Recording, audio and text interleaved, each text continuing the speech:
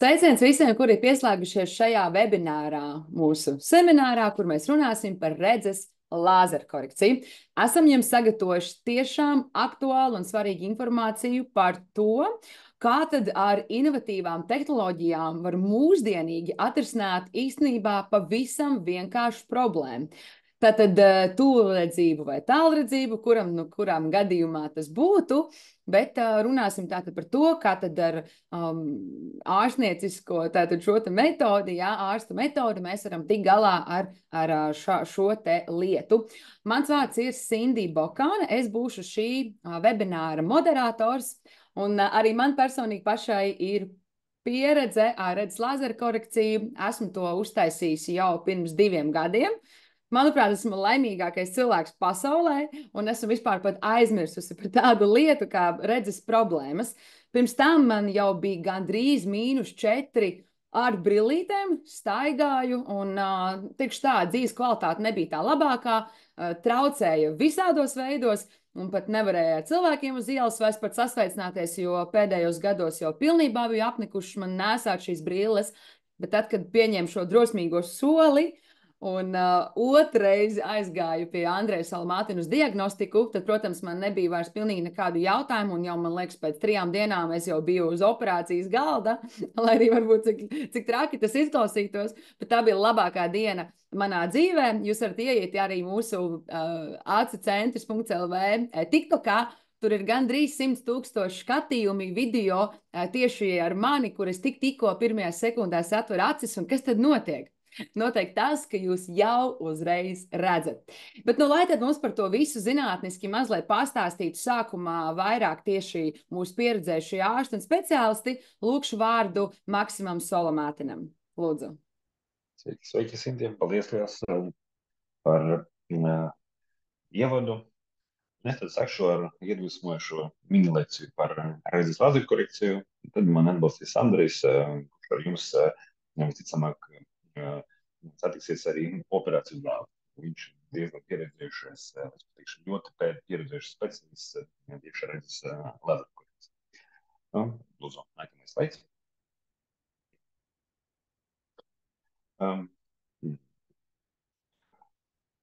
Mani sauc Maksims Solomātins, es parasti nodarbojos ar konsultatīvu darbos, konsultēju pacientiem. Pirms redzes lāzerkorekcijas nodarbojos ar kataraktas ķirurģiju, veicu kataraktas operācijas, savu operācijas. Un sava mini lekcija, kamēr es stāstu, es labprāt atbildēšu arī uz jūsu jautājumiem.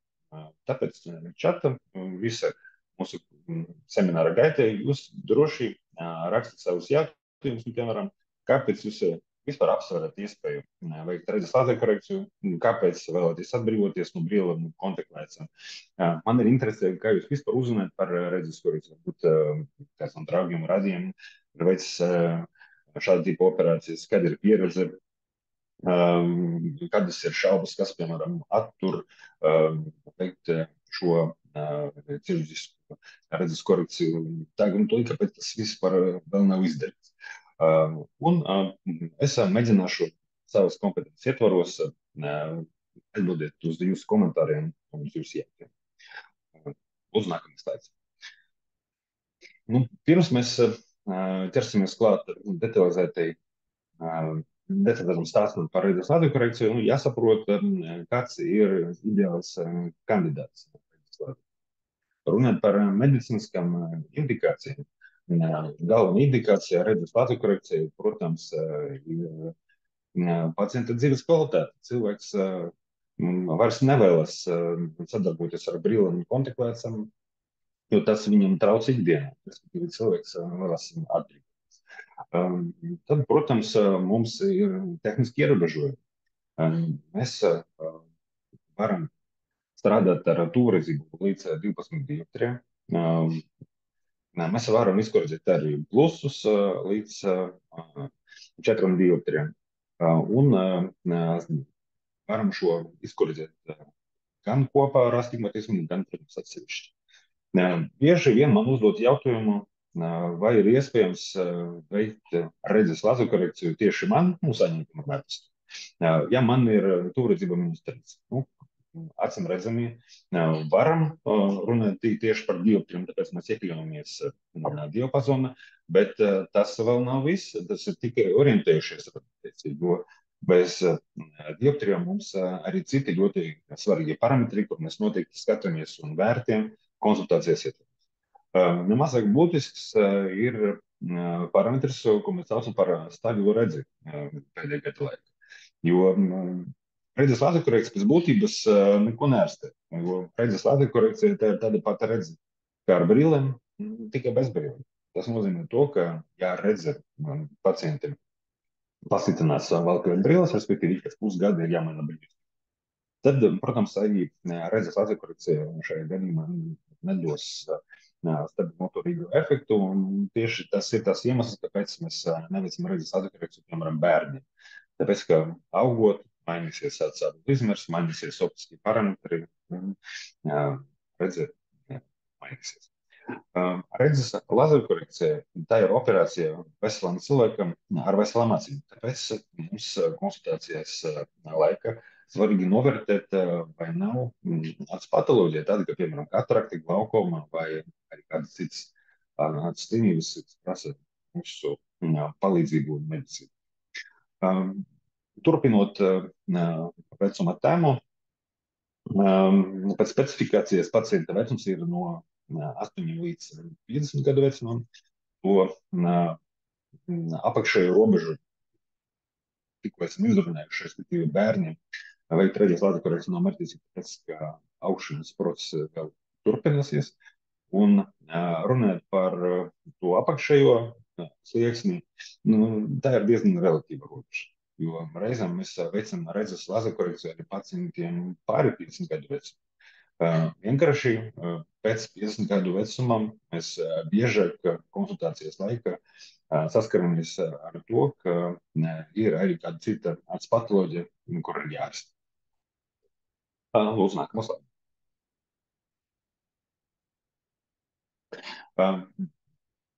Kad nav jāveic redzes laserkorekcija?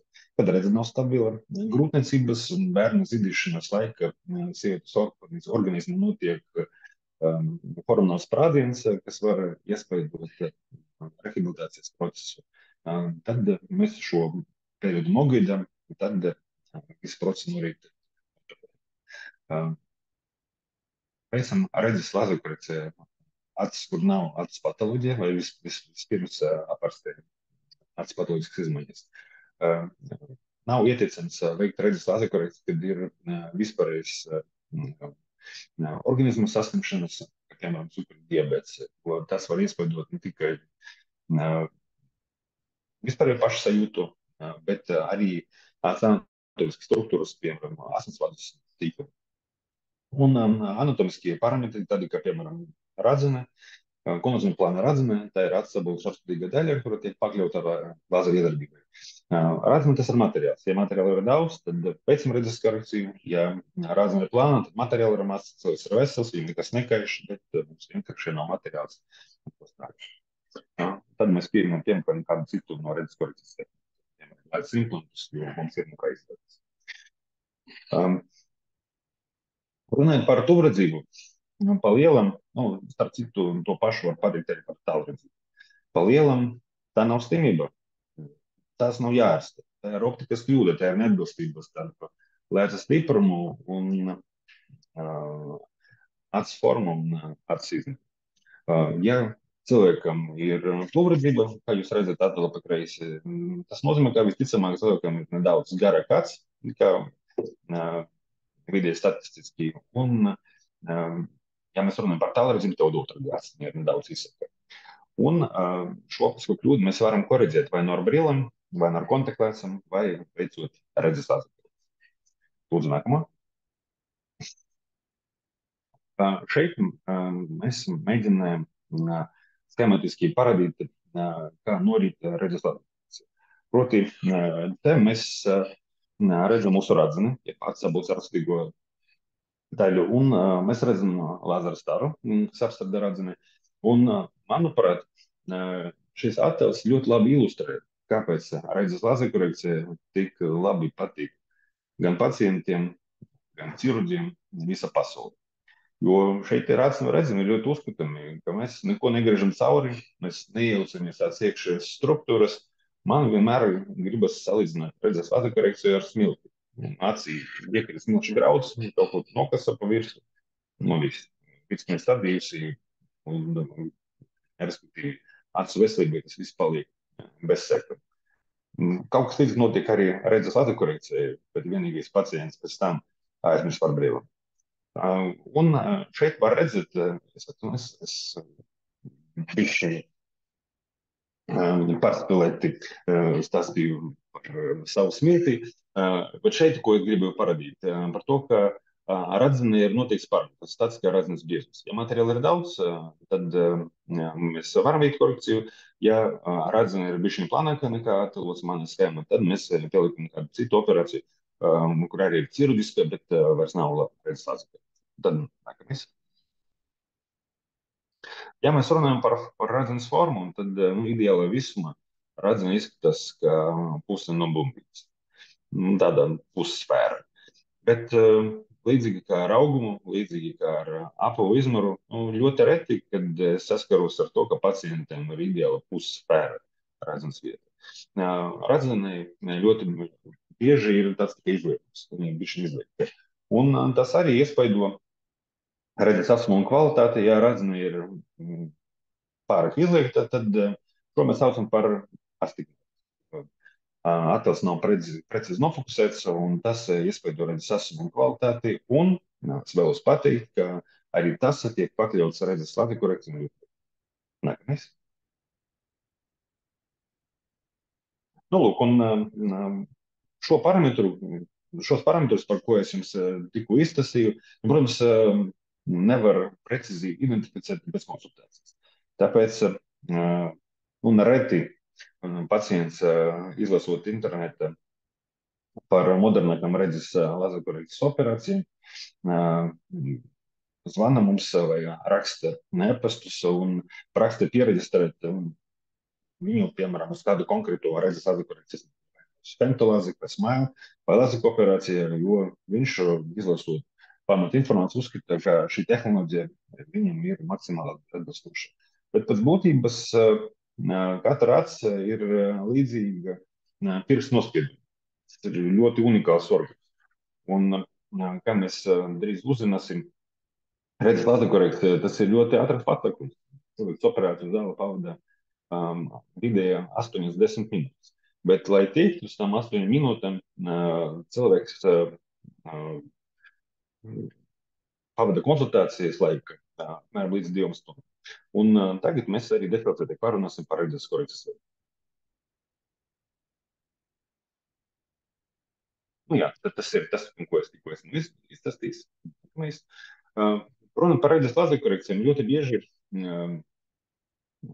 es saskaros ar to, ka pacients nāk uz konsultāciju jau sagatavots. Mans darbs ir izpildīts, ir izlasīts ļoti daudz materiāla. Tagad redzes vazokorekcija ir diezgan populārs pasākums. Draugiem, radiem ir veikta redzes korekcija. Un tagad nav nekas retums. Visi zina, ka ir ļoti daudz dažādu redzes korekcijas veidi. Tas viss atšķirās pēc nosaukumiem, atšķirās pēc cenām, bet es kaut kā vēlos to visu vienkāršot un pateikt, ka neraugot uz tādu sortimentu, primāri ir tikai 3 redzes vazokorekcijas veidi, jo vispārējais ir attīstības. Nu, lūk, tad par šiem primāriem veidiem es centīšos tagad arī izskatīt. Lūk, opcija numur 1 - virspusēja redzes vazokorekcija. Kā izriet no nosaukuma, viss notiek ļoti, ļoti virspusēji. Tad šo tehnoloģiju raksturo tas, ka tehnoloģija ir bez kontakta, tehnoloģija ir bez sāpēm un maksimāli saudzīga attiecībā uz materiālu patēriņu. Respektīvi, prasa pavisam nedaudz materiālu, lai uzlabotu redzi. Un tieši šo tehnoloģiju mēs piedāvājam pacientiem ar anatomiskiem ierobežojumiem. Piemēram, kad razne ir pārāk plāna, vai ir kādas citas anatomiskas nianses, kas trauc mums piedāvāt kaut ko citu. Kāpēc? Tāpēc, ka, kā jūs redzat schēmā pa kreisi, operācijas gaitā mēs iztvaikojam radzes virsēju kartiņu, jeb epitēliju. Zem epitēlija atrodas jūšanas nergalī, kas savukārt nozīmē to, ka atrapšanas procesi šeit aizņem nedaudz ilgāku laiku, kādas 5 7 dienas varbūt nav tik patīkamas, ir sajūta, smiltis tāds grauž miglojas, redzi, bet, kad process stabilizēs, tad redzes, asums ir salīdzināms ar to pašu, ko mēs varam panākt, veicot korekciju ar citām. Un, protams, ir arī citi ierobežojumi, kad mēs runājam par šo tehnoloģiju, piemēram, optimāli strādāt kādam 4-5 dioptrijam. Ja dioptrijs ir lielāks, tad labāk izvēlēties citu korekciju. Varbūt nākamo slaidu. Nu, lūk, šeit sagatavoju salīdzinošu raksturojumu. Lūk, tā ir pati pirmā un oriģinālā redzes lazerkorekcijas operācija. Nav nepieciešams nekas cits, ka tikai lāzera stāsts. Operācija notiek bez griezumiem. Ekonomiski šī tehnoloģija ir diezgan izdevīga, respektīvi pacienti nemaksā dārgi. Bet prasa ilgāko laiku, parātas uzdošanu komforts. Un tikai padodos lielmīnas korekciju. Nākamā. Ja materiāls pietiek, tad bieži mēs koncentrējamies uz otras paudzes redzes lazerkorekcijas, jo te mēs varam fokusēties uz epitēla saglabāšanu. Respektīvi, to pašu epitēlu materiālu zem epitēliju, ko mēs aiztiekam iepriekšējā tehnoloģijas ietvaros ar lāzeru, te mēs saglabājam, respektīvi, no materiāla mēs taisam kontaktlēcai līdzīgu struktūru, jeb atloku nobidam sānos, tas atloks turas ar kājiņu. Tad veicam redzes korekciju un atloks līdzīgi, ka dabiska kontaktlēca iesits redzes korekcijas. Kāpēc tas mums ir aktuāli? Tāpēc, ka šeit dabiska kontaktlēca aizsarg jūšanas nergalus un nākamajā rīta pacients atturot acis konstatē divas lietas. Numur 1, nekas nesap, numur 2, visu redz. Un lielākā daļa no pacientiem drīkst veikt šādu tipu operāciju.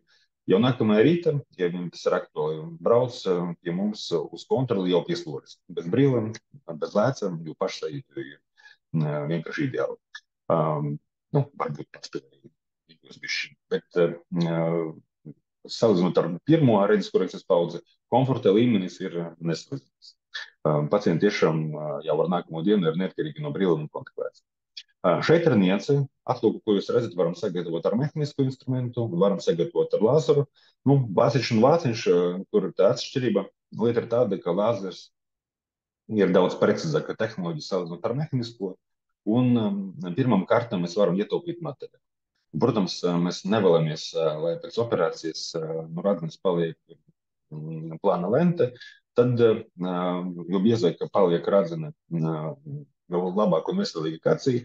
Tāpēc, ja, piemēram, radzes materiāla nav ideāli daudz, tad mēs šo atloku taisam pielietojot lāzera tehnoloģiju. Respektīvi, viens lāzers taisa atloku, jo šādajā gadījumā radzes vāciņš ir ļoti, ļoti plats. Un mums paliek vairāk materiāla pašai redzes korekcijai, līdz ar to, pielietojot šo modernāko tehnoloģiju, ko mēs saucam par femtolāzi, mēs varam izkoreģēt daudz lielākas dioptrijas pašu pacientu. Runājot par klasisko lazeru tehnoloģiju, kad mēs pielietojam mehānisku instrumentu, ir ļoti laba metode.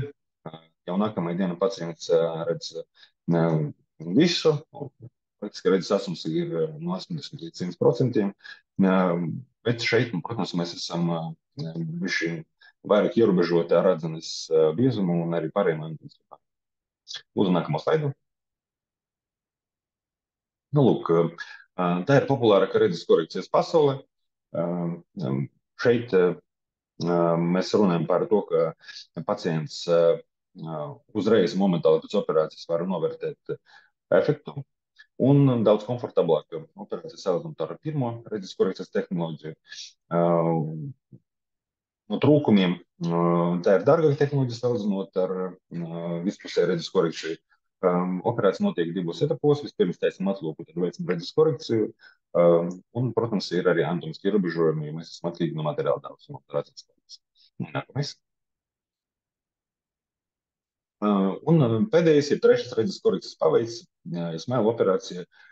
Te mēs liekam ieru virsmu, strādājam redzenes dziļumā, iztvekojam tādu optisko disku un caur šauru pieeju, ka jūs redzat atloku kreisi, izņemam izveikotu materiālu caur šauru tehnoloģiju. ir ļoti saudzīga ar redzenes biomehāniskam karkasam, ļoti labi padodas lielas stūrredzības pakāpes.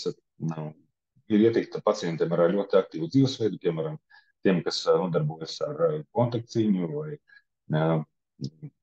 kuram ir tāda darbība, kas asociēta ar traumas risku, piemēram, glābēji, karavīri, jo šeit mēs minimāli aiztiekam redzenes virsmu un redzeni, tā teikt, traumas izturību. Nu, lūk, runājot par trūkumiem, dārgāk salīdzinot ar iepriekšējas korekcijas tehnoloģiem un sliktāk padodas astigmatisma korekcija kombinācijā ar to. Un varbūt nākamā slaidīs. Nu, lūdzu, nākamā slaidā. Jā. Nu, lūk, te ir šīs tehnoloģijas raksturojums. Lūdzu, nākamā.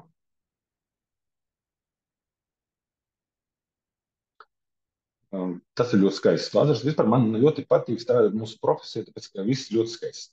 Viens operāciju zāli un ieraudzīt tādu skaistu lāzeru iekārtu, un vispār patīk strādāt. Un, kad nākamo reizi redz, ka pacients ir ļoti laimīgs un ar laimes asarām pilnām acīm, tad tas ļoti motivē strādāt tālāk. Tā ir līriska atkarpe, tad uznākam slaidu. Jā, tad runa par redzes lāzeru korekciju. Kas man personīgi ļoti patīk šajā ķirurģijā?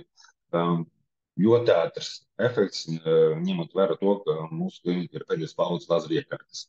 Tas nozīmē to, ka vienu dioptriju mēs likvidējam nepilnas pusotras sekundes laikā, un ja mēs veicam operāciju, pielietojot tehnoloģiju, kad ir vāciņš, tad vāciņa sagatavošana tas ir 5 sekundes katra reakcija. Respektīvi, abas acis tiek ārstēts ātrāk par 1 minūti. Ļoti bieži pacienti prasa konsultācijas laikā, vai man sāpes. Jā, es teikšu godīgi, bet sāpes ir emocionāla rakstura. Tas ir bailes, nu nezinu. Runājot par fiziskā rakstura sāpēm, tas nesāp, jo operācijas laikā mēs pielietojam speciālus acu pielienus, kas padara redzenes acu virsmu nejūtīgu. Mēs dodam arī speciālas tabletes, kas nomierina, sacepina, un tāpēc operācijas laika pacients nejūt fiziskā rakstura diskomfortu. Efekts ļoti ātrs, tāpēc, ja pacients veic operāciju, piemēram, ceturtdien, tad pirmdien pacients ir absolūti darbspējīgs. Reizēm pacienti jau nākamā rīta pēc pārbaudes dodas uz darbu un jūtas brīnišķīgi. Tehnoloģisks process ir ļoti drošs, tāpēc, ka lazeru iekārtas ir aprīkotas arī ar pacientu acu izsekošanas sistēmu. Arī viens jautājums, ko es ļoti bieži dzirdu konsultācijas laiku, kā jūs vispār veicat man operāciju, ja es mirkšķināšu? Kā es varu nemirkšķināt, tad, kad jūs veicat man operāciju?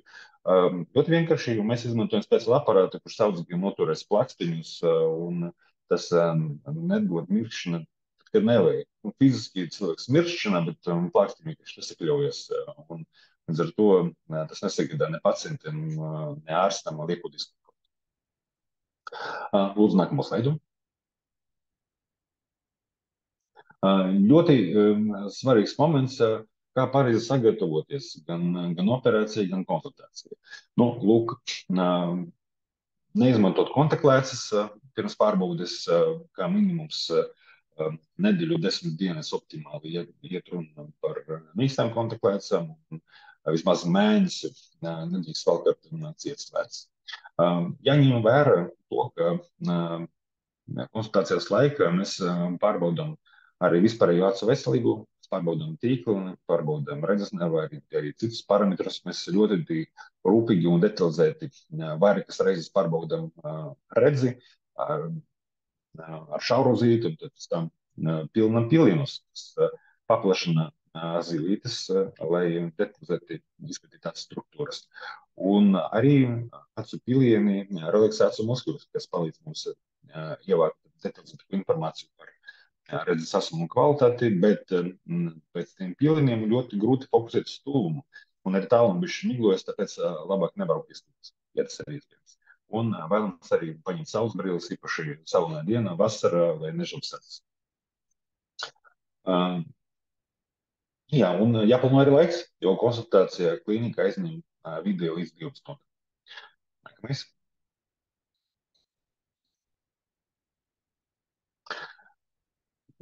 Tad, kad mēs veicam operāciju, nedrīkst lietot acu un sejas dekoratīvu kosmetiku. Smaržas, klērēmus, losjonus, visu, kas satur gaiztušas molekulas, nedrīkst lietot arī dekoratīvas kropsas, ja tas ir aktuāls. Tad, kad operācija tiks paveikta, tad tajā paša dienā var lietot gan krēmus, gan smaržas, gan losjonus, bet pats dekoratīvu kosmetiku, respektīvi krāsoties, nedrīkst vairākas nedēļas pēc tam, vismaz pēc 3 nedēļas.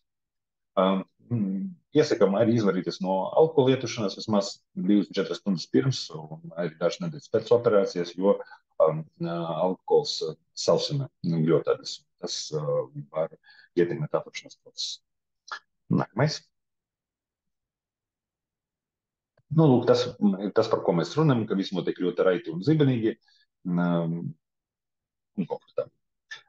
Mums ir opcija papildus pakalpojums redzes korekcija miega, respektīvi mēs, ja pacienti zina par sevi, ka viņiem ir grūti savaldīt ar stresu un pārdzīvojumu, tad mēs pieaicinām kolēģi, kurš ievada intervenot speciālu preparātu, kas nomierina, relaksē, un tad pacients pavada operācijas pusmiegā, kas palīdz viņu savaldīt emocijas un nodrošina pacientam maksimālu komfortu visu operācijas. Bet pēc pieredzes 99% mūsu pacienti tas nav nepieciešams, mēs piedāvājam šo opciju papildus izņemtiem. Nākamais.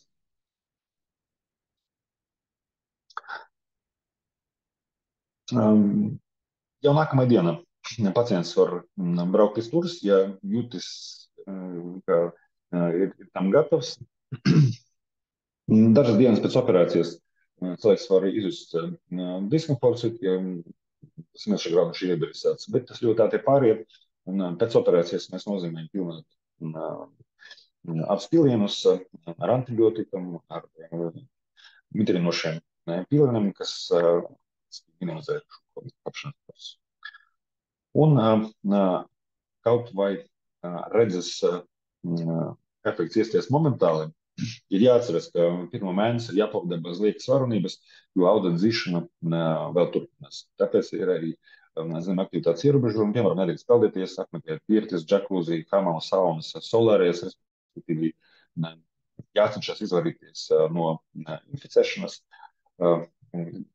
nedrīkst taistīt tāds, un, ja, piemēram, pacients nodarbojas ar kontaktcīņiem, tad vēlams izvairīties no tieša kontakta, arī kontaktējot ar maziem bērniem un mājdzīvniekiem, arī jāuzmanās, lai acīņā netiek pakļauta trauma. Nākamais. Pēc operācijas perioda acīņā var būt jūtīga pret gaismu, tāpēc mēs rekomendējam lauka lietot saules brilles. Pārsvarā, protams, vēlams pasargāt acis no vēja, lai smilši vai kāds cits grūzis neiekritāts, respektīvi saules brilles kalpo kā mehāniskais aizsegs. Svarīgi sadarboties, respektīvi ievērot ārstu rekomendācijas, lietot pilienus, kas tiek nozīmēts pēc operācijas pacients saņem instrukcijas rakstiskā veidā, ja piemiras, tad var uzreiz apstīties špikeri, kas jāpilnā, cik bieži un kā ir jāuzmanās. Jāsargās no mehāniskas traumas un jānāk uz pēcoperācijas pārbaudēm. Pirmā pārbaude norit uzreiz pēc operācijas, tajā pašā dienā, apmēram pēc pusstundas. Mēs novērtējam, kā notiek atlapšanās procesi. Reizēm, ja mēs veicam redzes ladokorekcijas operācijas, mēs liekam speciālais aizsarglēts, lai pātrinātu dzīšanas procesu. Nākamā rīta paši tas aizsarglēts mēs arī izņem. Un nākamās kontroles vizītes ir ieticamas nākamā diena pēc operācijas, tad pēc 3 mēnešiem, pēc pusgada un tad ikgadēju kontroli. Nākamais. Esmu cauri visu iztaisīju. Un tagad būšu priecīgs atbildēt jums uz jūsu jautājumu. Paldies Maksimam Salamātinam par izsmeļošo prezentāciju. Es domāju, ka šeit bija tiešām ļoti precīzi pastāstīts viss operācijas process, gan kas notiek pirms, gan pēc, gan arī pieskārāmies jau dažiem tādiem aktuāliem jautājumiem, kurš tad var taisīt korekciju, kurš nē, kādi ir vecuma ierobežojumi no līdz. Tagad ir laiks arī jūsu jautājumiem, tādēļ esiet drosmīgi, rakstiet čatā vai arī varat ieslēgt mikrofons, ja vēlaties. Mēs, kamēr jūs gaidām uz jautājumiem, varam pirmos uzdot tagad arī no tiem, kuri mums sazinājās Instagramā, kur mums iesūtīja tad tieši Andrejs Salamātina Instagram profilā. Un pirms mēs to darām, vai arī Andrejs var ieslēgt kameru un mikrofonu, vai mums ir pieslēdzies? Jā, sveiks, Andrej. Vai tev ir ko piebilst Maksima prezentācijai varbūt? Sveiks visiem! Paldies, ka piedalījāties šodien seminārā. Tātad šodien, cik mums ir 24 grādi, ar ceturtdiena, maza piekdiena, un var izdzert kaut kādu aliņu. Jā. Vai atnākt uz semināru, vai ne? Bet labi, ka jūs esat semināru, bet jo šodien patiesībā mēs runājam nevis par lāzeru korekciju, bet par maģiju. Jo iedomājieties, tāda procedūra, kur aizņem 10 minūtes, maksimāli 10 minūtes, bet ja ir prasmes, var arī ātrāk. Un jau pēc 10 minūtēm dzīves kvalitāte mainās. Pacients sāk redzēt tāluma, tūma, nevajag brilles, kontaktlētas, viss ir superīgi, vai ne? Un kur tā procedūra vēl ir? Tev bija sāpes?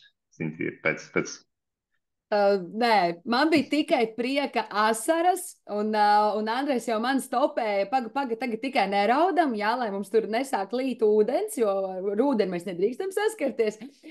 Ir tiešām tikai prieka asaras, un tieši tā kā tu to nosauc, reti ko var dzīvē nosaukt par maģiju, bet šī tiešām ir gandrīz kā maģija, un sajūtas ir tādas, es teiktu, sievietēm ir trakāk aiziet uz vaksāciju, nekā atnākt uz redzes lāzeru korekciju. Tas būtu tiešām mans tāds komentārs, ko es varu pateikt. Tas vispār nav tik traki. Jā. Tikai vēlos papildināt, ka Andrejs pēc būtības tikko ir izgājis no operācijas zāles. Tā izskatās cilvēks, kurš visu dienu operē. Maģija! Aktīvs un enerģisks, jā. Jā, tā tiešām ir droši. Man bija forši operācija zāle, tik forši pacienti, visi tik forši, gandrīz neviens nebaidās. Un, protams, viss tā kā foršāk strādāt gan ar sievietēm, gan ar vīrietiem, bet sievietes parasti nav tik baidīgas kā vīrietis, teiksim tā. Jā. Jo jums ir vaksās, es neiedziļināmies tur, kas jums tur ir, bet tur ja vīrietis ir zem mikroskopa, viņš, reti, kad pateiks, ka man sāp. Tur jau viņš jau dzeltens ir, vai tāds bāls, tad jau saprotams, ka sāp, bet viņš nekad nepateiks. Bet sievietes pateiks, bet principā viņam nekas nesāp, viņi guļ mierīgi skatās, kur jāskatās, un operācija notiek ļoti ātri un viss zibenīgi, un jau tā operācija, principā 26%, kas ir problēmas ar refraksu, mēs sācam ar redz tāluma, tūma, tās sarežģītas vārds kā astigmatīzms. To visu var izkorrigēt lāzeru korekciju. Gandrīz visu var izkorrigēt 96%. Tas ir ļoti forši. Tas ir tiešām liels procents. Un, Andrejs, starp citu, mūsu webināru šokar arī tieši es skatos mazāk vai vairāk arī skatās sievietes. Mums ir pievienojusies Agnese, Aļona, Inita, Ina, Laura, Una. Un tad ir lietotājs, kuram mēs neredzam vārdu. Tādēļ, dāmas, prieks, ka jūs esat šeit. Droši izmantojot iespēju uzdodiet Andrejam savus jautājumus. Un tad varam mazliet pāriet uz to, ka mums bija iesūtīts Instagramā jautājums par to, vai taisa lāzeru korekciju arī atkārtotā veidā. Un pacientē pirmā bija apmēram pirms 10 gadiem. Kādu mēs šeit sniegt atbildi? Jā. Principā ir ļoti labs, ļoti jautājums. Tātad operāciju atkārtoti var veikt. Var veikt arī pēc 10 gadiem, bet mums precīzi jāzina, kā tas bija par operāciju, kā tur bija, kāda metode bija, kādi parametri bija ielikt tur. Un mums vajag zināt, kāda tagad ir, kāpēc redzi pasliktinājusi, kas tur īstenībā notiek, kāpēc, vai tur ir lēts vainīga, cik pacientiem ir gadi, kas tur ir ar radzeni, cik liels mīnusiņš, cik liels radzenes biezums, ir daudz niens, bet potenciāli var veikt lāzeru korekciju gan pēc 10 gadiem. Mums bija pieredze ar operāciju pēc 10 gadiem, bet jāsaprot, ar kādu metodu mēs to veiksim, un, kā es jau teicu, jāzina parametrus, pēc vajadzīgi padziļināts izmeklējums, bet īsi atbildot uz jautājumu, jā, var. Ļoti labi. Tātad, ja dzīvē gadās tā, ka tomēr redzi pasliktinās, vai pieļauj tā trauma, kas varbūt ir bijusi, varbūt var pakomentēt, kādos gadījumos veic atkārtot lāzeru korekciju? Kādi tie ir iemesli? Protams. Mēs prognozējam, ka ir iespējams redzes regress, kad cilvēkam ir ļoti liela tuvredzība. -10, -8, -9, -10. 10 gadu laikā varētu būt neliels regress, viņš tur dioptrija, pusotra dioptrija, jo, teiksim tā, tur ieslēdzas kompensācijas mehānisms. Jā, tad tāds saprot, ka tur kaut kas bija, bet viņi grib to nokompensēt, un viņš ir atgriežas redze uz nelielu mīnusu. Un tāds ir viens iemesls, kāpēc var taisīt, teiksim tā, lāzeru korekciju atkārtot. Bet ir arī cits iemesls. Acs iekšā ir tāds modelis. Ja? Acs iekšā mēs tādas visas korekcijas taisam uz radzeni. Te radzeni. Bet arī lēce ir iekšā. Un var notikt izmaiņas lēce. Un tad, lāzeru korekcija nebūtu prātīgi veikt, jo iemesls ir lēce, un redzi pasliktinājusi, dēļ lēcas kaut kādiem apduļķojumiem, tad, protams, lāzeru korekcija to neizlabo. Tā. Tas ir tāds ātri, ko es varu izdomāt par to, kad mēs neveicam lāzeru korekcijas. Vai veicam lāzeru korekcijas. Tātad mums notiek daudz labas lietas. Kamēr Andrejs jau runā, mums jau aktīvāk sāk pievienoties dāmas webināram. Jā, Andrejs sāk runāt, mums sāk vairāk pieslēgties cilvēki. Un tad iešu tagad pēc kārtas jautājumiem. Pavisam vienkārši jautājums, vai jums ir klīnikas citās pilsētās? Maksims, mums ir klīnikas citās pilsētās. Būtu labi, pēc semināra iespējams. Pagaidām nē, pagaidām nav klīnikas citās pilsētās. Jā, tātad klīnika galvenokārt atrodas mums Rīgā, Marijas ielā 2, tātad pašā centrā, kur piestāv pilnīgi visi Rīgas, Latvijas sabiedriskie transporti. Jūs varat pat taisno no lidostas atlidot pilnīgi 25 minūtes laikā pie mums. Jūs varat jebkuru mikriņu no jebkura pagasta atbraukt. Tā kā es domāju, ka mēs esam pašā centrā, kur nu vien var būt, vai ne? Un ļoti pieejami jebkuram pacientam, kurš tātad vēlas nākt uz tātad konsultāciju vai jau uz operāciju. Labi, tad nākamais jautājums mums ir no Unes, es izlasīšu. Tātad, sveiki, sieviete 36 gadi, astigmatisms, stiklveida ķermeņa destrukcija. Peldoša laukumi acīs. Acīs traucē ikdienā, labai praktiski neizjūt. Kreisajai acī traucē ikdienā, labai acī praktiski neizjūt. Tad šeit, kur varbūt, Andrej, ja tu redzi vai ne, ir minēti arī konkrēti dioptrijas rādītāji. Kreisajai tie būs -2, labajai 0. Tad jautājums ir sekojos. Vai taisam lāzeru korekciju tikai kreisajai acstiņai? Wow, ļoti labs jautājums un ļoti labs, interesants piemērs, vai ne? Super. Kas ir pirmais? Vārds astigmatisms. Jau uzreiz jau bailīgi ir, kas tas par vārdu astigmatisms, bet mēs viņu arī varam izkorrigēt. Nav nekāds problēmas. Tas ir radzenes forma, principā, un mēs viņu 10 sekundes kopumā pavadīs laiku. Operācija zāle 10 minūtes, bet lāzers strādā 8 sekundes uz vienu aci. Un mēs izkorrigējam astigmatismu. Tas pirmais, ko mēs varam atbildēt šo jautājumu, astigmatismu korrigējam. Tad stikla veida ķermeņa destrukcija. Kas ir stikla veida ķermeņa destrukcija? Atkal mans te modelis. Tad šeit stikla veida ķermeņa sastāvs. Būtībā tas ir šķidrums, žēlīdīgs substance, kas atrodas tāds iekšā. Viņa pārsvara sastāv no ūdens, un tur ir mazi tādi mikroelementi, kas peldē tāds iekšā. Viņi parasti notiek vielapmaiņā caur asinsvadiem, bet tad, kad vielapmaiņa ir traucēta, tad viņi var tā kā tērpiņi, cilvēki viņu definē, ka es redzu tārpiņus, es skatos uz baltu fonu un man kaut ko speldās priekšā. Jā, patiešām jūs spēlēt, es varu to redzēt acīs, bet viņi neko sliktu nedarīs acī un būtībā ar viņu, mēs neko nedaram. Bet principā mēs varam iet iekšā tur ar instrumentiem, bet risks ir diezgan liels, tāpēc mēs to nedarīsim. Un trešais jautājums. Tātad kreisajā acī ir -2 dioptrijas. Vai mēs to varam izkurēt tikai vienā? Jā. Tā kā mēs varam arī jāskatīt. Man bija, piemēram, gadījums nesen. Cilvēkam bija tāda smaga trauma. Jauns cilvēks, smaga trauma, viena acī neredzīga, bet otra acī ir tuvredzība. Arī bija kaut kāds -3 un cilindrs. Un ko? Izkorīdījām ātri un tā kā ar vienu aci viņš redz gan tālu, gan tuvu, man nevajag ne brīles, ne kontaklēs, nekas. Super. Un papildus jautājums tad ir tās cenu kategorijas. Protams, šī informācija ir pieejama arī mūsu acocens.lv mājaslapā. Maksim varbūt var pakomentēt par pirmās paudzes, otrās paudzes un smile lazerkorekcijas metodas cenām. Kādi ir tie diapazoni no līdz? Jā, labprāt. Es domāju, ka atbildēsim uz esošu konkrētu piemēru. Kas mums ir dots?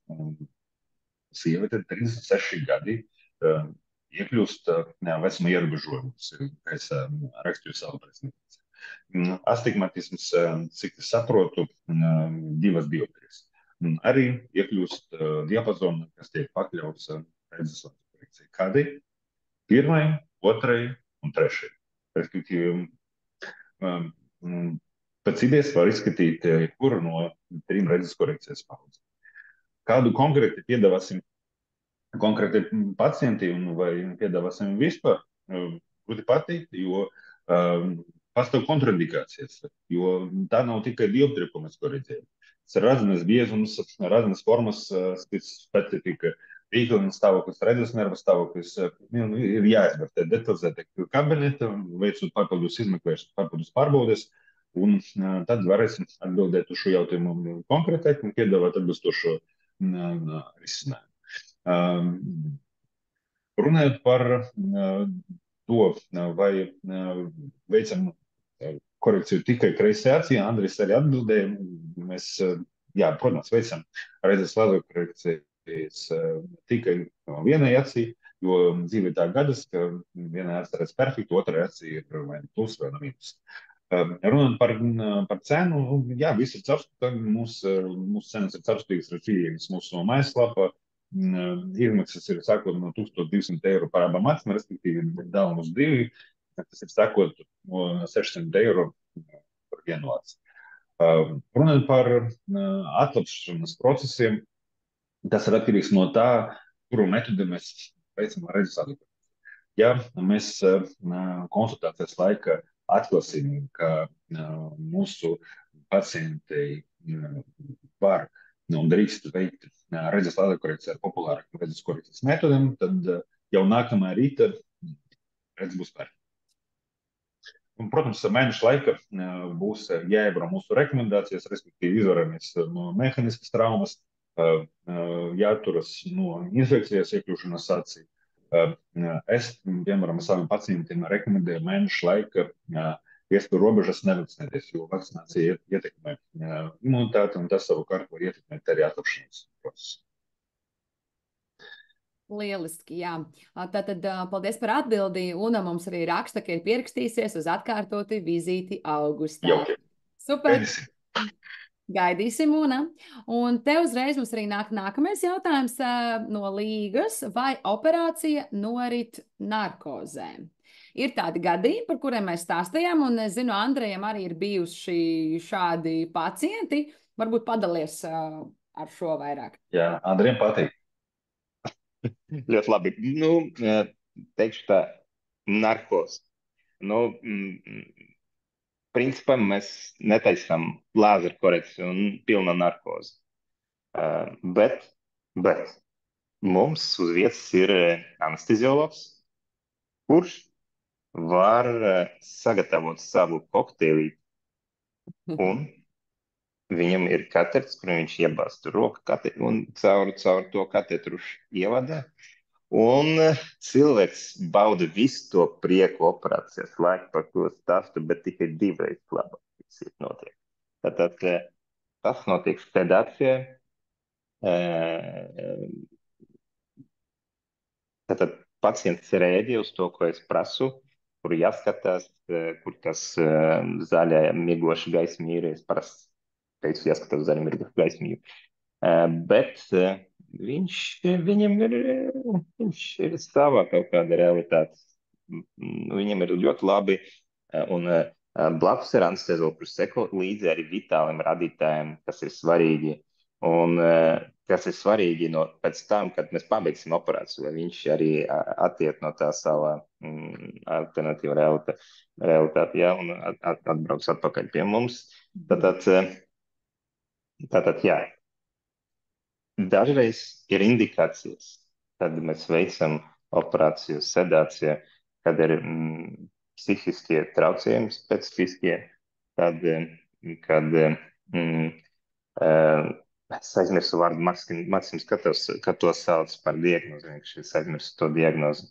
Ja epilepsija, kad pacientam ir epilepsija, tad lāzers spilgta gaismā, kuram mirgo, var izprosēt lēkmeni. Tad mēs arī taisām sedāciju kopā ar mūsu anesteziologu, un tad arī ir indikācijas, tad, kad mēs izmantojam anesteziologu palīdzību. Bet tad regulārais gadījums parasti mēs izmantojam lokālu sedāciju ar pilīniem, iepilnējam pilīnus, viss super. Un ko es izmantoju, tas ir mans secret weapon. Tas ir verbāls sedāts. Es runāju ar pacientu ar savu balsi un nomierinu viņu, un tas man palīdz, pacientam palīdz. Un mēs visi kopā strādājam tā operācijā, ne tikai es strādāju, ja, bet arī pacients strādā, un viss notiek ļoti ātri un veiksmīgi. Jā, ja tajā brīdī es operēju kaut kur blakus, tas arī man palīdz. Jā, bet ja nopietni, protams, redzes lāzera korekcijas sedācija ir iespējama. Tas ir tīri no dzīves ļoti saprotama situācija, kad cilvēkam ir bailes no nezināmā. Cilvēks saprot par sevi, ka viņam ir grūti savaldīt savas emocijas, ka priekšē ir kaut kas, kas cilvēkam sagada stresu. Manuprāt, tas ir tikai cilvēciski. Un, ja ir iespējams cilvēkam pārgāt šo soli, šo slieksni, tad, protams, mums ir risinājums.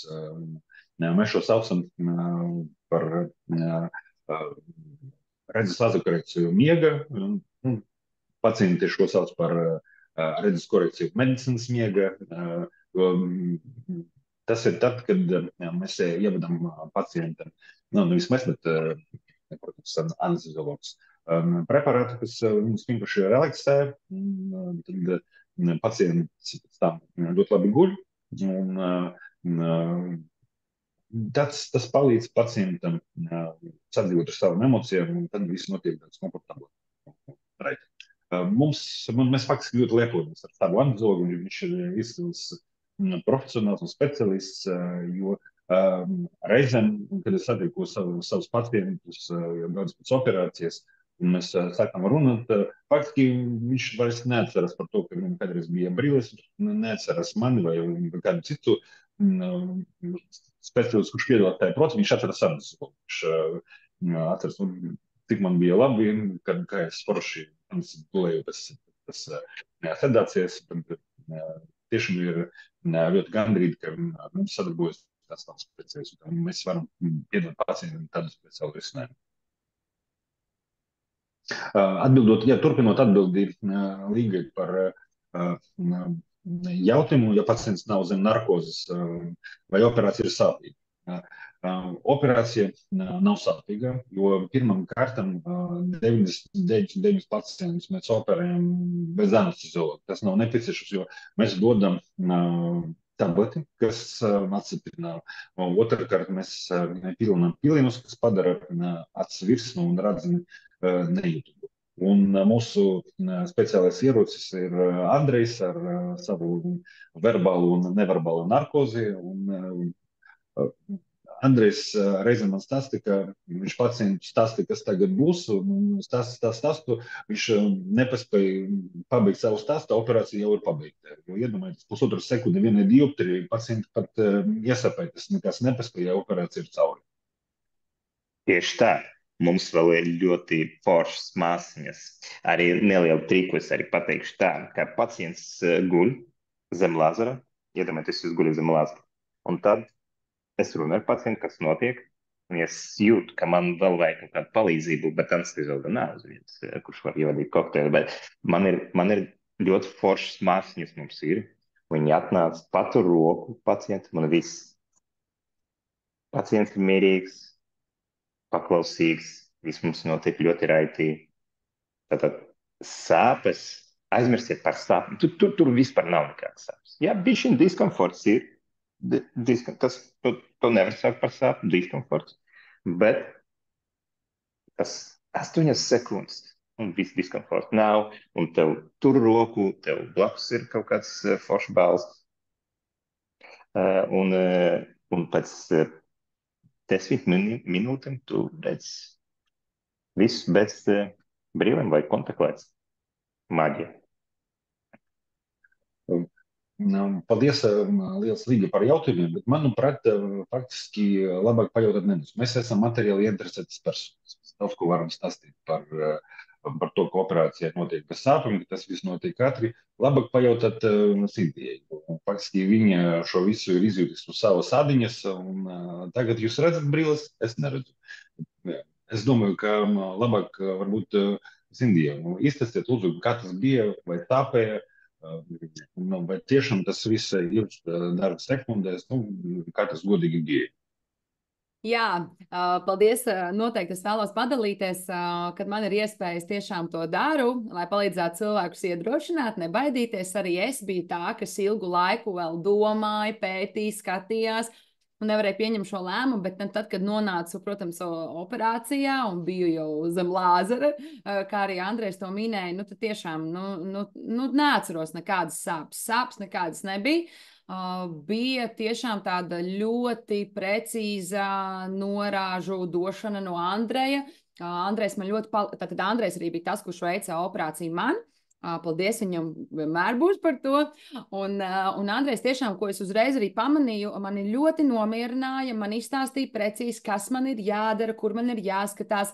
Es tikai atceros, kad vienu brīdi galds pagriežās, man ir tā kā jau lāzers vienā acī, un tieši tā es nepaspēju pat saprast, kas notiek, galds pagriežās, un man jau otru acis jau tiek operēta. Tā ka tiešām tas process notiek ļoti ātri, un tā skatīšanās gaismiņā ir tā kā vienkārši skatīšanās lukturītī. Kad jūs ieslēdzat rokas lukturīti, jūs tā kā pieliekat pie aci kā lukturīti, un tā gaisma pat nav tik spoža. Nav tādas apžilbošanas, nav tā, ka acis apžilbst, un es tagad, skatos kaut kādā melnā caurumā vai spilgtā saulē, tā vispār nav. Ir pavisam normāla tāda procedūra, un es redzu vienkārši šo te zaļo gaismas punktiņu. Un tad, kad notiek šī lāzera darbība, tad, protams, ir tādas skaņas dzirdamas, jā, ir nedaudz tādas skaņas. Nedaudz var sajust arī to aromātu, jā, kas parādās, bet citādi tas vispār nav sāpīgi. līmenī. Un tajā brīdī, kad pati operācija ir beigusies, tad tiešām ir tāda pārsteiguma sajūta, pagad viss, tas bija tik ātri. Šīs 10 minūtes vienkārši palido, es aturu acis, un tas pirmais tests manā gadījumā es neredzēju tālumā. Mans pirmais tests bija tātad tālais, man tajā brīdī likās tālais sienas pulkstenis, kuru es principā redzēju uzreiz, katru iedaļiņu, un es par to biju vienkārši pārlaimīga. Jā, tā kā pati operācija ir mazliet satraucoša tikai tāpēc, ka tas gaidīšanas laiks līdz tam kabinetam ir tāds mazliet garāks, bet tur es satiku arī citus operācijas pacientus, kas iznāca jau pēc operācijas ārā no zāles, ļoti priecīgi, laimīgi, smaidīgi, neviens nekauca asarās vai neskrēja, nebeidza projām kaut kur. Visi bija tādi ļoti mierīgi un viss bija tiešām kārtībā. Tā kā, jā, operācija tiešām ilgs tikai dažas sekundes, kas tad notiek šajā pašā lāzera darbības laikā.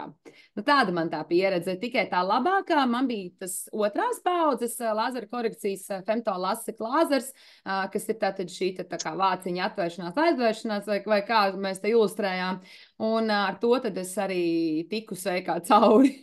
Ir pagājuši 2 gadi, un jā, man pat ir kaut kur pierakstīts, ka man ir laikam jāiet uz kaut kādu vizīti. Kā tagad notiek, Andrej? Kad man ir jāatnāk parādīties? Bet es jūtos labi, man nekas ikdienā netraucē.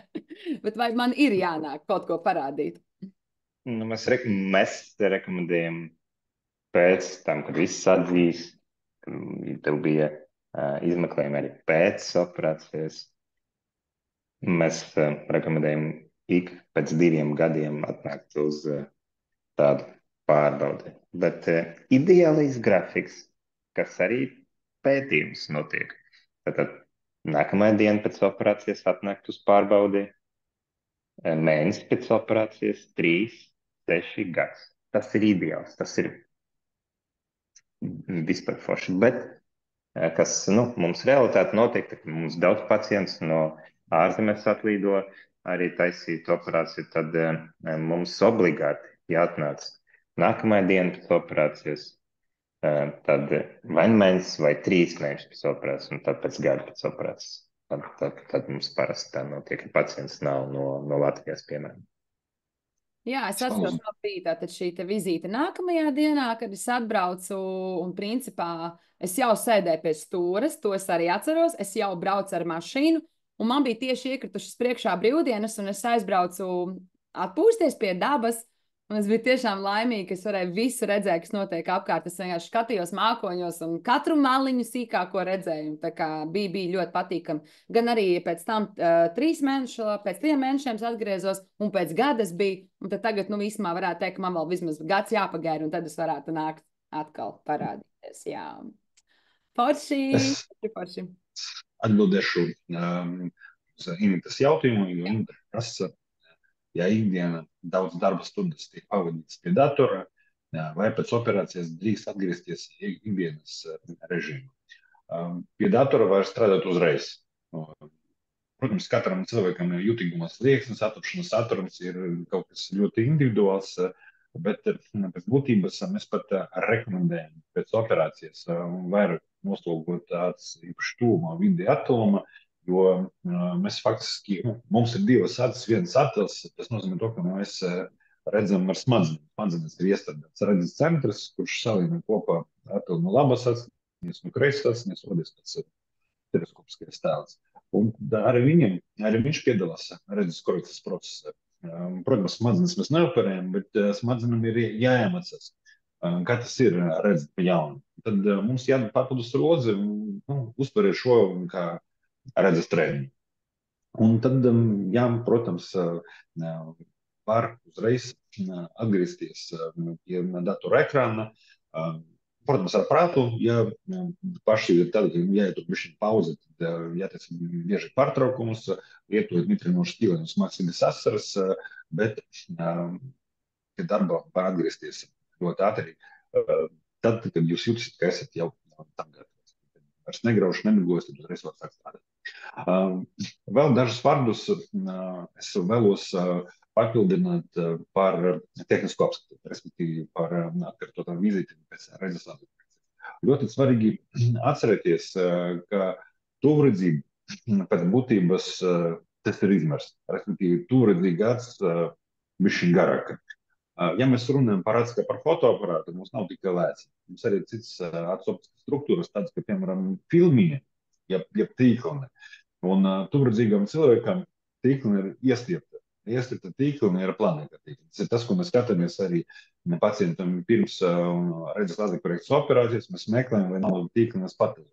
Svarīgi atcerēties, ka acis, kā bija tūredzīga pirms redzes laserkorekcijas, tāda viņa arī paliek anatomiski tūredzīga un pēc redzes laserkorekcijas. Mēs viņu nesaspiežam pēc redzes korekciju. Tas nozīmē, ka reiz 2 gados optimāli, pat iesaku reizi gada, atkarībā no tūredzības pakāpes, veikt skrininga pārbaudē ar zilas plašināšanos, ar mērķi izslēgt tīklnes patoloģiju, jo tā ir vāja vieta tūredzīgam pacientam. Īpaši tas ir aktuāli tieši meitenēm, sievietēm, tad, kad iesties grūtniecība, obligāti ir jāveic grūtniecības laikā acu apskatē ar zilas plašināšanos, lai pārliecināties, ka viss ir labkārtīgi. Super, paldies par papildinājumiem. Jā, mums ir vēl jautājumi, ko mēs varam sagatavot no tā, ko mums iesūtīja Instagramā par acu sauso sindromu. Acu sausais sindroms. Arī pieskārāmies, vai šādā gadījumā arī varam veikt lāzerkorekciju. Un varbūt var paskaidrot citiem, kas nesaprot, kas ir savs acu sindroms. Andrija. Super, ļoti labs jautājums. Šodien ļoti labi jautājumi. Mums ir ļoti labi sekotāja auditorija vispār ļoti zinoša un ļoti interesanti jautājumi. Tāpēc interesanti arī atbildēt. Tātad savs acu sindroms, tas nav kontraindikācija lāzerkorekcija. Ja? Tātad, kas ir savs acu sindroms? Tur ir gan objektīvi rādītāji, gan subjektīvi rādītāji. Pacients savs acu sindromu atnāc ar sūdzību, ka ir graušana, sausuma sajūta, ir to sauc par fotofobiju, bailes no gaismas. Un arī tas var izprovocēt ilgstošu lēcas nesēšanu. Tātad, kā ar to var cīnīties, ir ļoti dažādas pieejas. Mēs sākam ar mākslīgiem asaram, kuri samazina šo simptomātiku. Un viņus jāpilnā simptomatiski. Tik ir simptomi, var iepilnāt mākslīgas asaras. Kādas ir ļoti daudz mākslīgas asaras, tas ir bezrecepšu medikaments.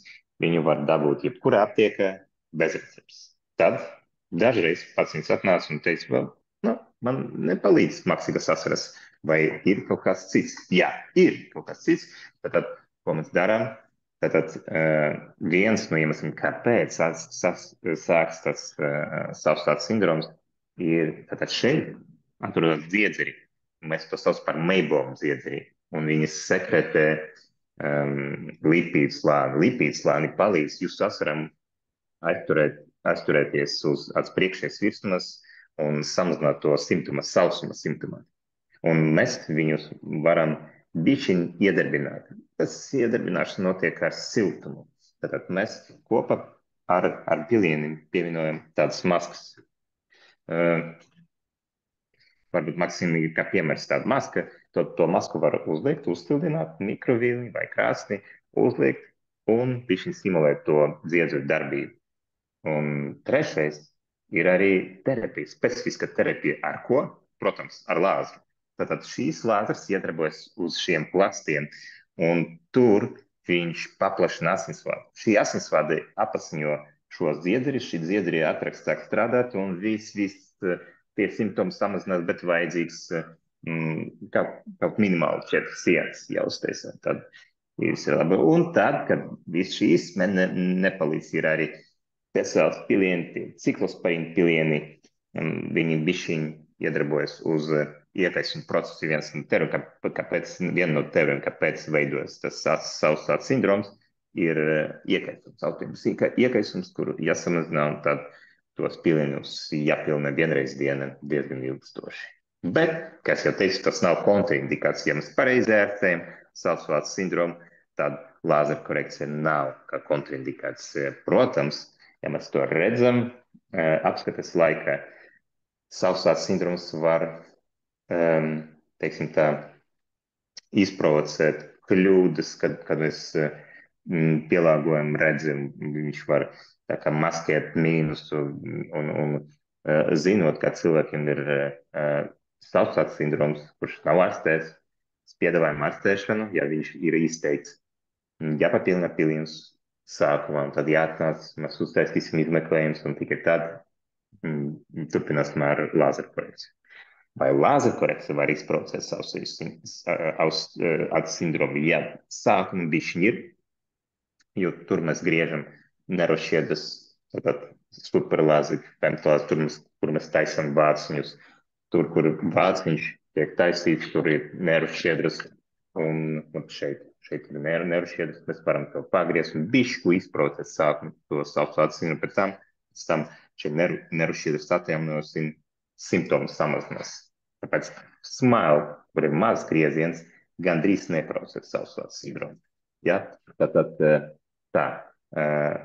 savstarpēju sindroms nav kontraindikācija priekš lāzera korekcija, viņš pareizi ārstēts un kontrolēts. Vai Maksims vēlas kaut ko piebilst šeit? Andris ļoti detalizēti šo izstāstīja. Ja es varbūt rezumēšu. Protams, kā Andrijs teica, veicam redzes lāzera korekciju pacientiem ar savstarpēju sindromu, bet pirms mēs veicam šādu tipu operāciju, mēs pārliekam kontroli. Mēs viņu kontrolējam. Kā mēs varam zināt, ka mēs viņu kontrolējam, mēs varam to izdarīt. Veicot izmeklēšanu pacientiem pirms redzes lāzera korekciju, protams, mēs lielu uzmanību atvēlam arī savstarpēju sindroma diagnostiku. Mums ir speciāli datorizēti mēra instrumenti, kas palīdz mums novērtēt asaru plēves kvalitāti, nozīmēt atbilstošu terapiju pēc nepieciešamības un pēc tam kontrolēt arī dinamiku. Runājot par sauso acu sindromu, un tā ir asara. Asara, pēc būtības tas nav tikai vērtīgs mitrums, tā ir mūsu dabiska kontaktlēca. Un līdz ar to asarai apbrīnojami, bet arī optiskā funkcija, tā dot mums līdz pat plus dioptrijas. Un asarai notikti receptūri, tur ir gan tauki, gan ugļhidrāti, ūdens, protams, notikti ir proporcija. Ja proporcija ir izjaukta, tad kontaktlēca vienkārši nepildās savas funkcijas pilnvērtīgi. Mēs savedam šo situāciju līdz kārtībā, turpinām pilināt mitrinošas mākslīgas asaras, panākam uzlabošanos, veicam redzes korekciju, turpinām pilināt mākslīgas asaras, nozīmē aparāta terapiju, kas uzlabo asaru dziedru funkciju, vai piemeklējam atbilstošo medikamentozu terapiju, kā Andris ir pieminējis. Un tad viss ir laimīgi un apmierināti. Gan mēs kā ārsti, gan pacients, jo mēs ne tikai redzi uzlabojam, bet atrisinām jautājumu par savstarpēju sindromu, jo tas reizēm sagādā diezgan lielu diskomfortu. Reizēm, protams, ir situācija, ka pacientam ir vispārēja rakstura slimības. Sistēmiskas slimības, piemēram, tad, kad organisms izstrādā antivielas, kas iznīcina dziedrus, tā neskaitā arī asaru dziedrus, un šajā gadījumā mēs ļoti uzmanīgi un ļoti rūpīgi vērtējam, vai ir nepieciešams šajā gadījumā veikt redzes lāzera korekciju un iespējams izvēlamies kādu citu redzes korekcijas opciju, piemēram, optiskus implantus vai ko citu, jo šajā gadījumā vienkārši mākslīgo asaru pielietošana var būt neuzlabot stāvokli, jo šeit ir diezgan nopietna situācija, kas saistīta ar vispārēju stāvokli. Runājot īstenībā tieši par to, papildinot tevis teikto, ka tomēr ir gadījumi, ka nevar veikt lāzera korekciju, vai tad tas būtu arī tomēr tā pareizi teikts, ka ne tomēr visi pacienti, kuri sapņo, tomēr var veikt šo lāzera korekciju, jo tomēr ir kaut kādi tie ierobežojumi, ko jūs varat noteikt tikai diagnostikā.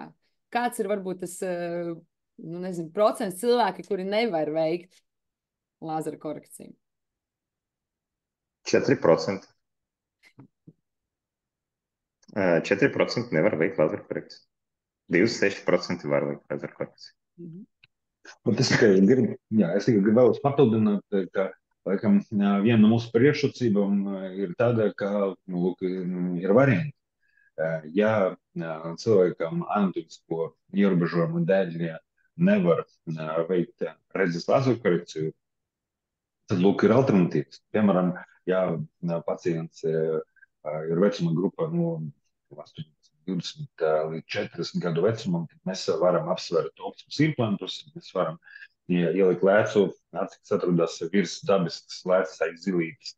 Un šādi mēs varam izdarīt kaut vai -15, jo mēs šajā gadījumā vairs neesam atkarīgi no redzemes biezuma, no redzemes materiāla. Ja cilvēks ir 50 plus, tad mēs jau redzam, ka, piemēram, jau tuvojas katarakti, jeb lēcas aizgļūšanas procesi. Tad mēs vienkārši paņemam un nomainām to lēcu, nolietotu lēcu ārā, dzibru caurspīdīgu lēcu iekšā, iemeklējam vai multifokāls lēcas vai padziļināta fokusa lēcas, kas uzlabo redzi gan tāluma, gan tuvuma.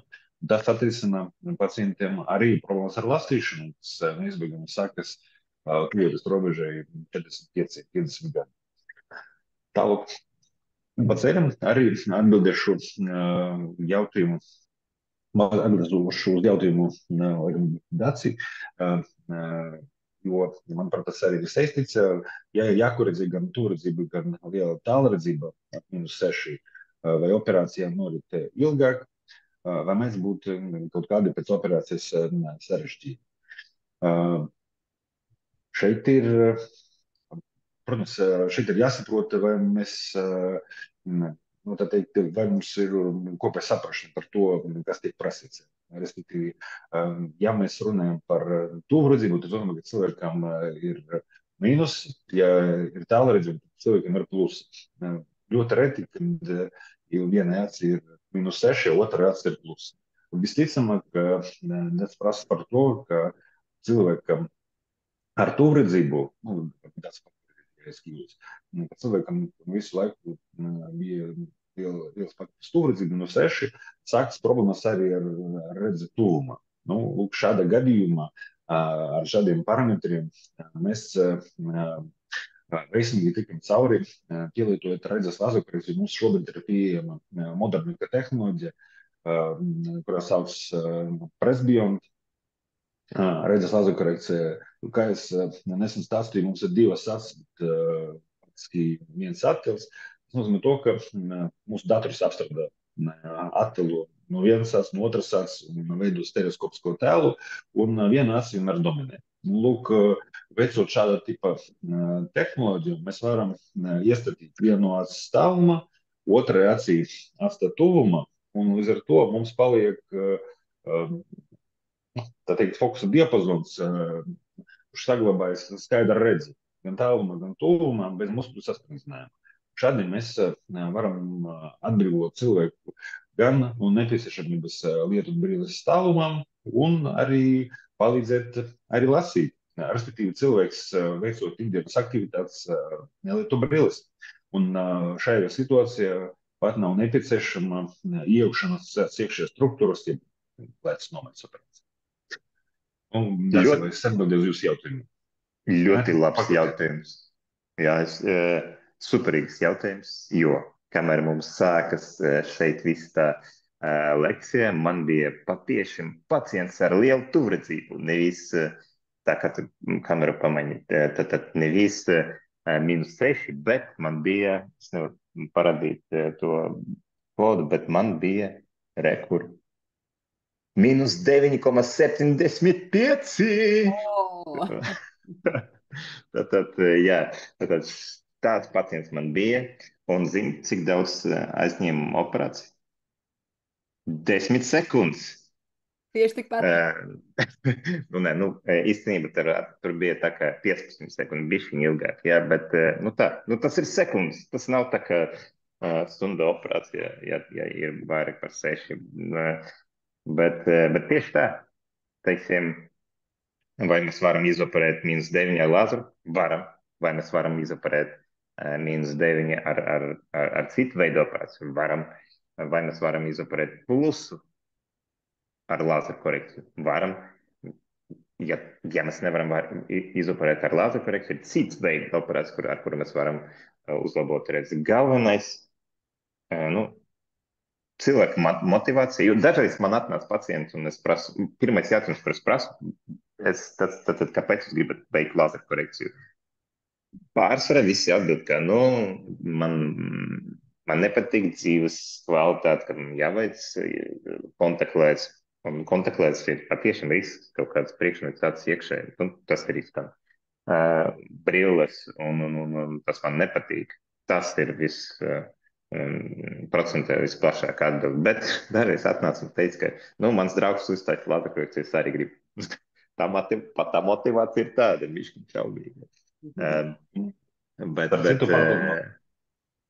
Andrej teiktu, Andrejs pabeidz, tad es.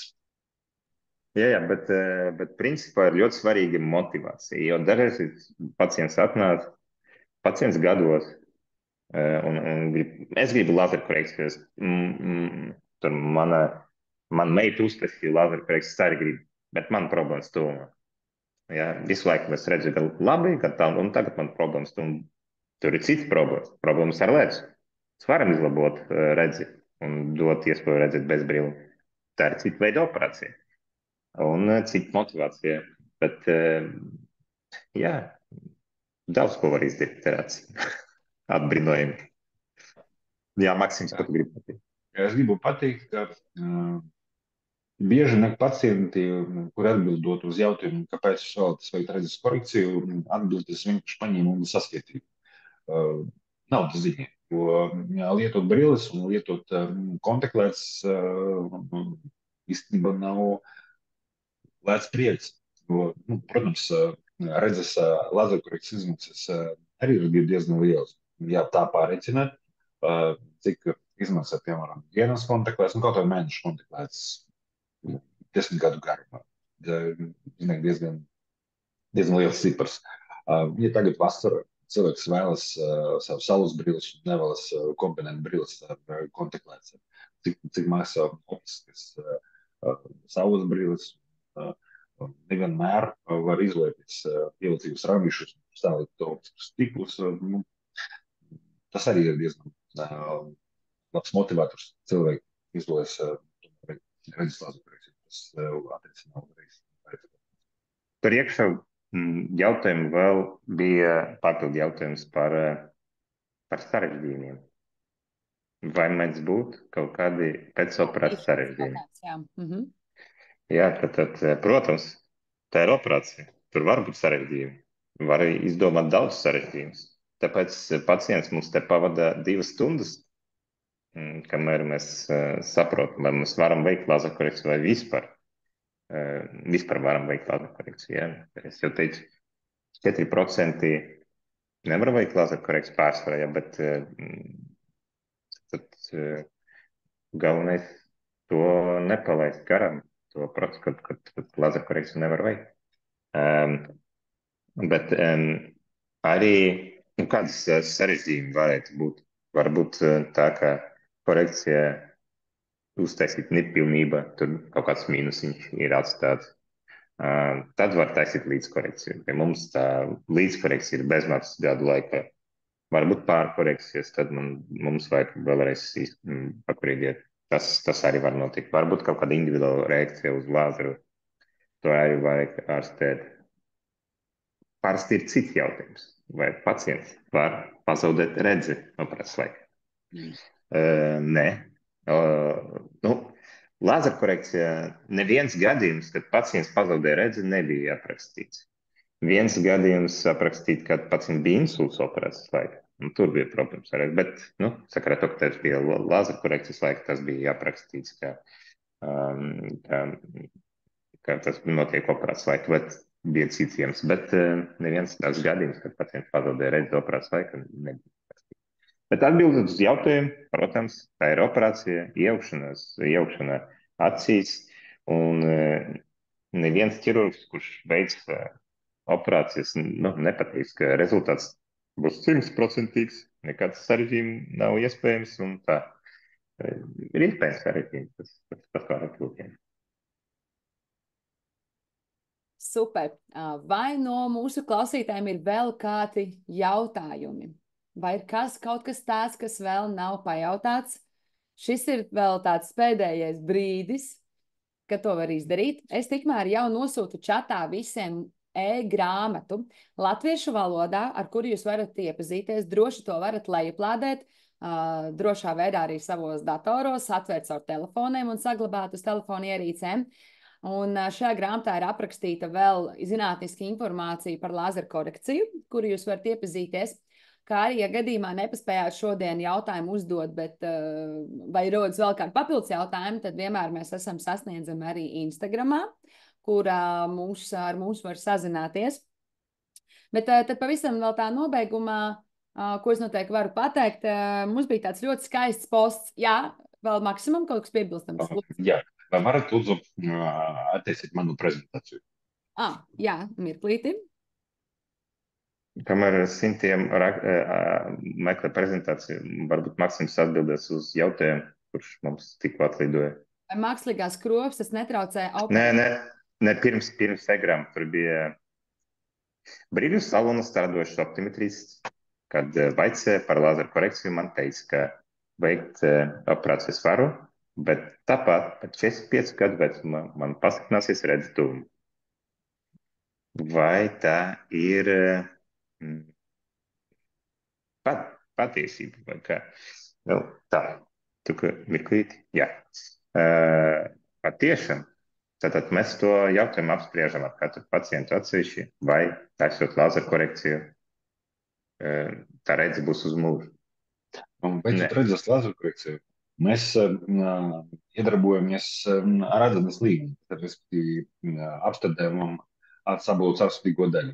Bet aiz zilītes atrodas vēl viena leca, un veicot redzes lāzeru korekciju, lāzeris šo lecu neskar, tā turpina dzīvot savu dzīvi, un šo lecu var uztvert kā tādu maisiņu, kur ir aizpildīta ar caurspīdīgam šūnu. Par cik tas šūnas ir dzīves, tas šūnas dalas, un akumulējoties lielam šūnu skaitam, leca pakāpeniski samazina elasticitāti. Un par cik tā leca ir savienota ar muskuļiem, tad sasprindinoties un relaksējoties, leca vairs nevar tik raiti mainīt savu formu. Bet arī tiem, kas nekad mūžu neveic redzes lāzeru korekciju, dzīvo ar perfektu redzes tālumu, tuvojas robežai 40-45 gadi, rokas īsti. Tā ir progresējuša rakstura situācija, jo šūnas dalas. Mēs ejam uz optiku, prasam brilles lastīšanai, liekam brilles, rokas atgriežas savu vietu, bet šūnas turpina savu dzīvi, un lēnām rokas ar to attālinās, kas mums ir jāpastiprina stiprums un plus virzienā, lai nokompensētu jaunāšanas. Tas pats process norit arī veicot redzes lāzeru korekciju. Bet cits jautājums ir tas, ka vai cilvēks vēlas līdz 45 gadiem neko neredzēt tālumā, un arī pēc 45 gadu vecumā tālumu nekas nemanīs. Viņš, kad neredzēja tālumā, tā ir neredzēs. Cits jautājums, ja cilvēkam jau tagad 40 vai 40 plus gadi, un viņš visu mūžu slikti redzēja tālumā, un tagad apsver iespēju veikt redzes lāzeru korekciju. Tad mums ir tehnoloģija, kas jau stāstīja par šo metodu sauc presbionu, mēs vienu no aci iestājam tālumā, otru tuvumā, un tad, pateicoties tajā rezervei lasīšanai, cilvēks saglabā tā atstiņas rēķina labu redzi arī tuvumā, ilgstoši. Iespējams, viņam nekad nebūs jāvalka brilles tālumu un tuvu. Mēs šo nesolam, jo mēs nevaram noprognozēt, kā uzvedīsies leca, aizduķosies, neaizduķosies, jo viņa dzīvo savu dzīvi. Bet tas ir, laikam, labākais risinājums, ka šobrīd ir pieejams ar minimālu iejaukšanas acī. Te mēs neiestiekam acī iekšējās struktūras, liekam mierā lecu, un cilvēks saglabā neatkarīgi no brīviem ilgtermiņā. Nu tā. Nu jā, tieši tā. Tad, ja cilvēks neveic lāzeru korekciju, tās cilvēks, kuriem ir tuvredzība, tad kaut kādā 45 gadiem, 50 gadiem viņam vai viņi būs brīvīgs gan tālumā, gan tuvumā. Ja cilvēks veiks lāzeru korekciju, kuriem ir tuvredzība, piemēram, tad līdz 45, 50 gadiem viņam nebūs vajadzīgas brīvīgas ne tālumā, ne tuvumā. Bet pēc 50, 45, 50 gadiem, jā, lielāko iespēju būs vajadzīgs brīvīgas tuvumā. Bet tur iesaistās mehānisms, par kuru Maksims runājot tas presbions. Jā, Skatos. jā, lūdzu. Par skropstam jautājums, ja veicot operāciju, mēs prasām, lai ir tīra āda, tīra plakstiņi, tīra skropsts. Uz operāciju dekoratīvas skropstas ir jāmaņem. Un arī pēc operācijas kādu laiku dekoratīvas skropstas nedrīkst likt, minimums kādas 3 nedēļas. Jā, mums ir vēl daži jautājumi tieši no mūsu klausītājiem pēdējā brīdī tad iesūtīti, jā, jo mēs zinām, ka drīz jau mēs slēgsimies nost, bet mēs paliksim un atbildēsim uz visiem. Šobrīd arī vēl jautājums par to, vai pēc korekcijas mainās acu kontrastis, spilgtums, krāsas, piemēram, gadījumā, ja brauc ar auto tumsā. Jā. Vai pēc operācijas neparādās kaut kādas izmaiņas? Un pacients arī min to, ka vispār nebrauc ar auto tumsā, vai tas kaut kā vēlāk nepasliktinās? Sandī, kā jūs uzskatāt, vai jūs braucat pie stūras tumsā? Protams. Jā, es domāju, te mums pat nevajag pat zinātniski izskaidrot. Krāsas nemainās, rozā ir rozā, zils ir zils, melns ir melns. Un kas saka, dzīve ir tikai palikusi košākās krāsas. Tā es pat gribētu pateikt. Jā, ka redze ir tik izcila, ka mēs redzam vēl labāk. Un visus pleķīšus, visus netīrumus, visus puteklīšus, diemžēl, meitenes, jūs visu redzēsiet, un jums liksies ārprāts, māja ir jākārto un jāslauka 2 reizes, jo tagad visu redzu vēl labāk nekā iepriekš. Jā. Ja pirms tam neredzēju putekļus, tad jūs putekļus 100% redzēsiet. Tā kā tas attiec ne tikai uz krāsām, bet arī uz detaļām, asumu un visu pārējo, kas mums ir apkārt.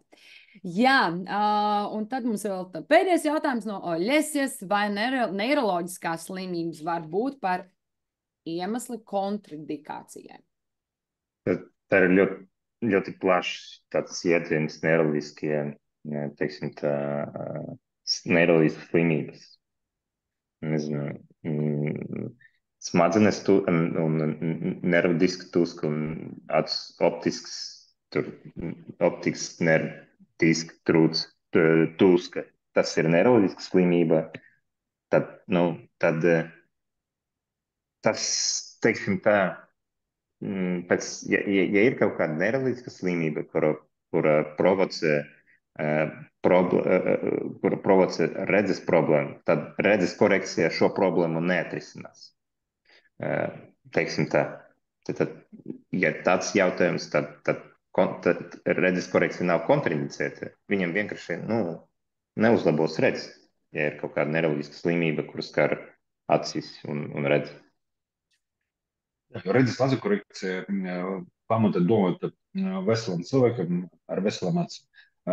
Īsumā, ja brīlis var uzlabot redzi uzlabos arī redzes laserkorekcija.